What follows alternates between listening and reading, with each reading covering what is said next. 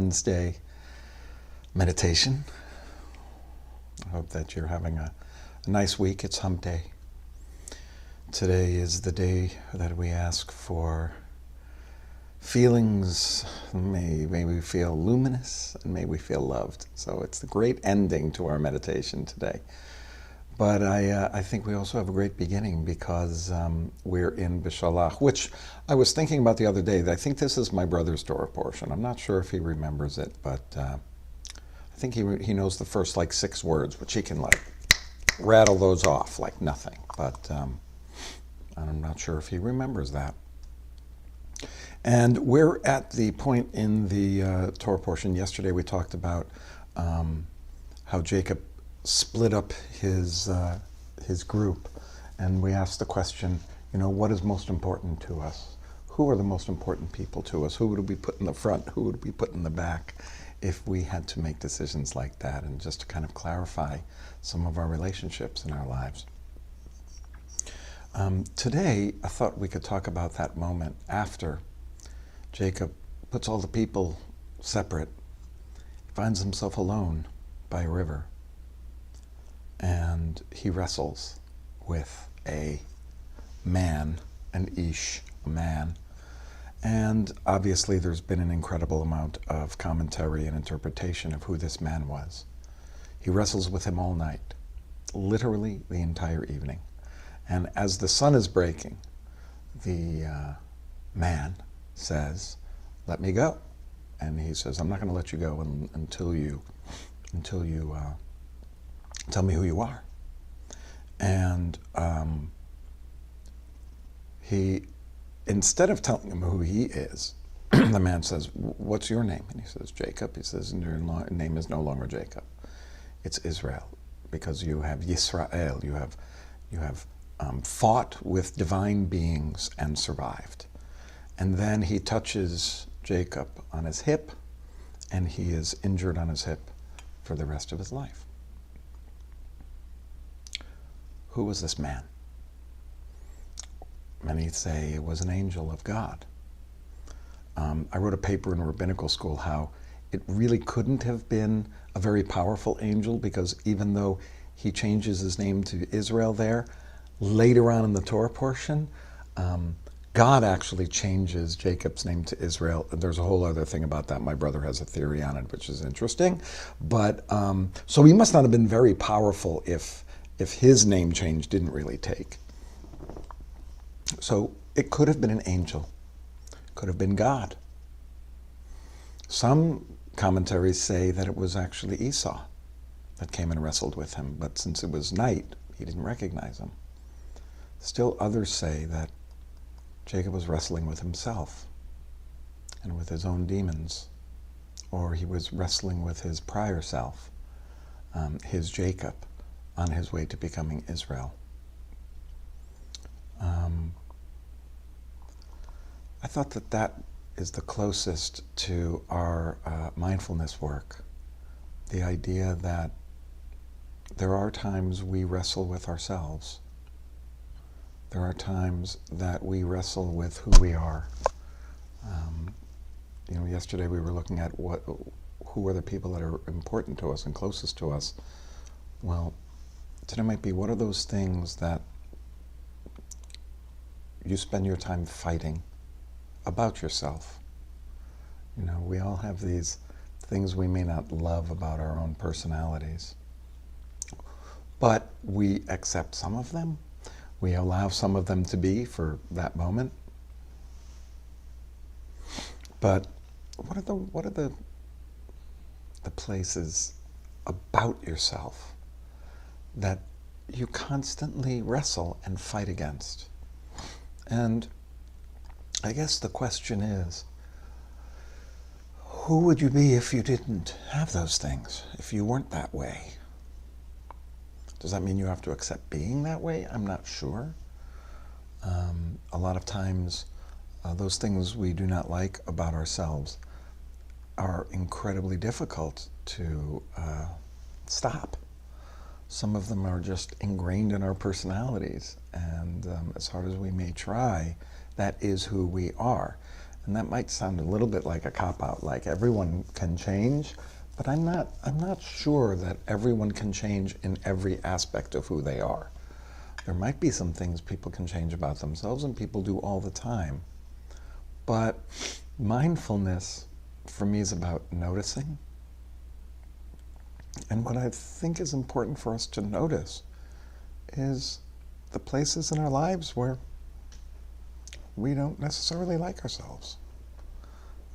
That's not always a negative thing, because it could lead us to changing that aspect of who we are. It could lead us to accepting and allowing that part of ourselves to just be.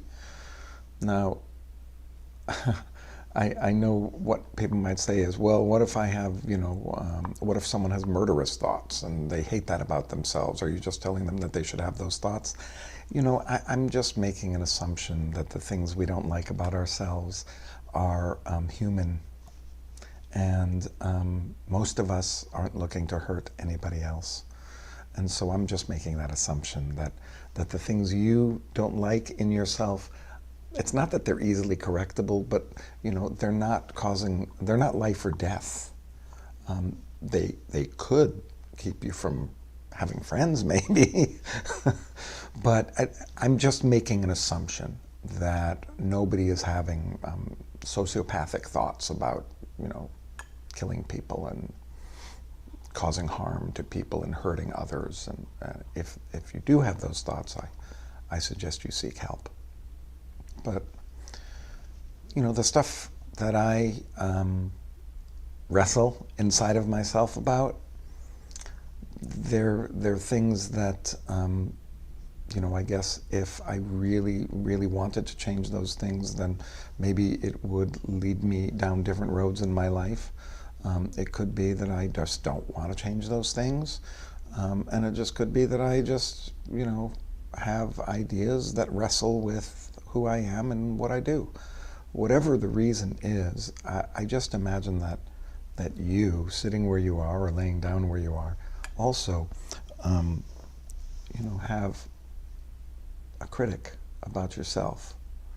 And as much as the work that we do here is being non-judgmental, I do recognize that we do wrestle with ourselves, just like Jacob perhaps was wrestling with himself. And in the end, I think that wrestling changed him from, being Yaakov, that heel, to being a person who could be the founder of a nation as his children become all of the tribes. But let's just say a person that could go on to fulfill their possibilities. So as our thoughts come into our meditation today, perhaps they'll be filled with some of the ways in which we wrestle with ourselves. And maybe today we do allow that to be, and we don't fight it in ourselves, and just allow us to just be the human being we are, without our own personal judgment, without our own personal wrestling. And maybe that is what we do when we go quiet and we breathe and we connect with our breath. I think we're ready. So if you'd like to get into a good position for yourselves for this meditation, and we're just going to breathe. Just going to concentrate on our breath, on the now, being in this moment, right here. And then we'll come back at the end and we'll ask to feel luminous and feel loved.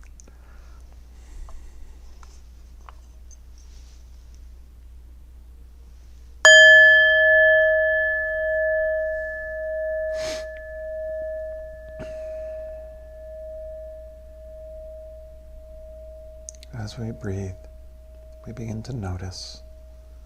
We notice the sensations all around us. We notice the sensations in our body.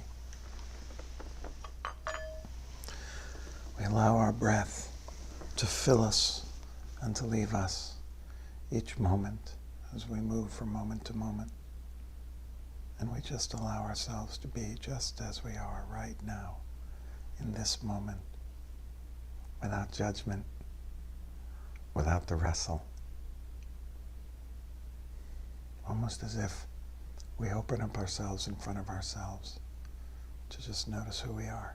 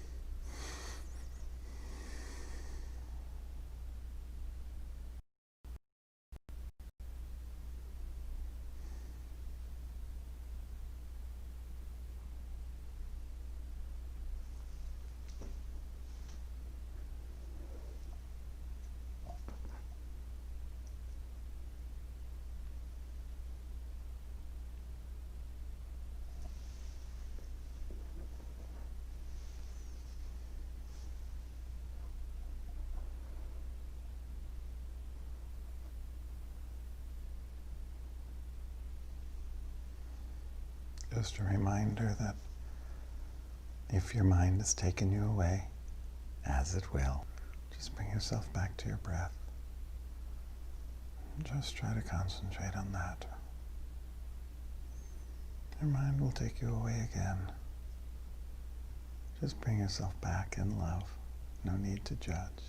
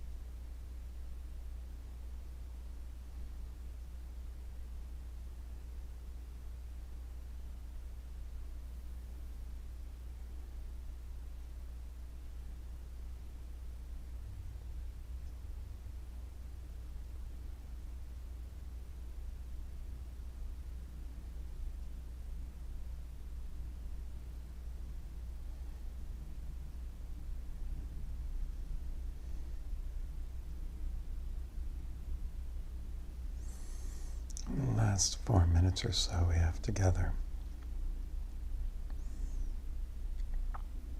I invite you to ask for two feelings.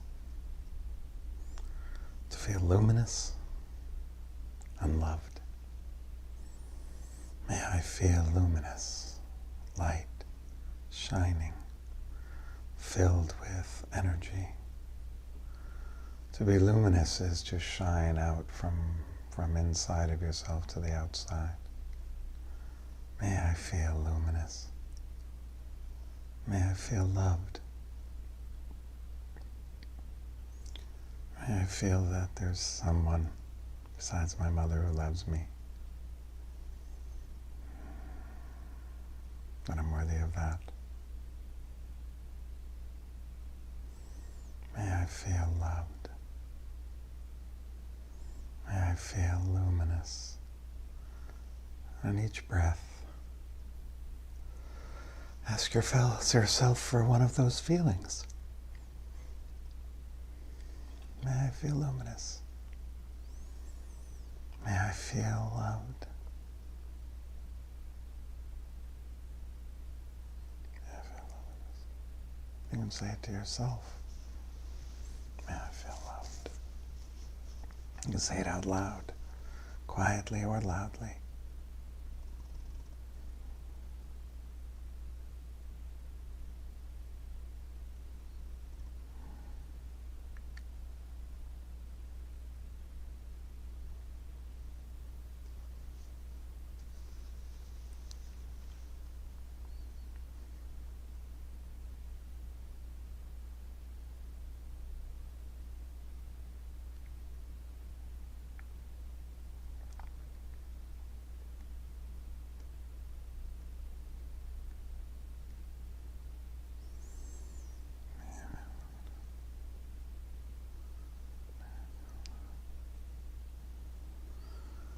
With the time we have remaining, let's just go back to our breath. If you'd like to ask for those feelings of to feel luminous or to feel loved, you may. Stay there and if you need those. Or to just go back into your breath to find a neutral place.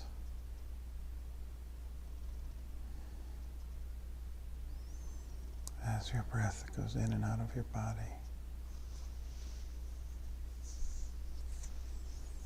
We live now.